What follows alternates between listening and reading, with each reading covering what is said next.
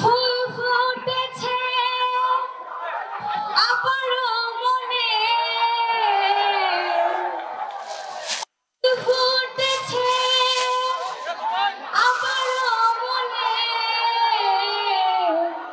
যা পাপার কত যে আপন, দেখা না দিলে আপা কথা কইও না, দেখা না দিলে আপা কথা কইও না। তারা বিরিয়ানির লোভে গুলিস্তানের সমাবেশ ডাকে। সত্যি বলতে হবে আপা, আপনার বিরিয়ানির অনেক স্বাদ। আসলে আপা যদি ওই হিন্দুস্তানি থেকেই আসলে মনের মধ্যে ফুল ফুটায় আর লাড্ডু ফুটায় তাহলে তো লাভ হবে না। আমরা তো চাই আপাকে এই গুলিস্তানে।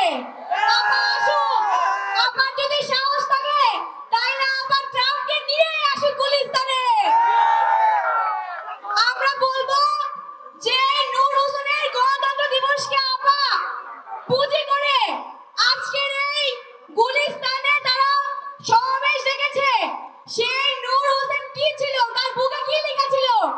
স্বৈরাচার নিপাত।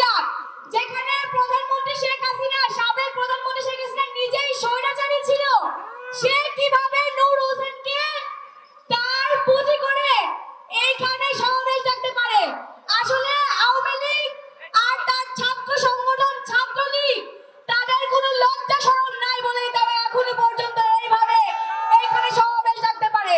আমার মনে হয় তাদের আসলে এই বাংলাদেশে আর কোনো জায়গা হওয়ার দরকার নাই।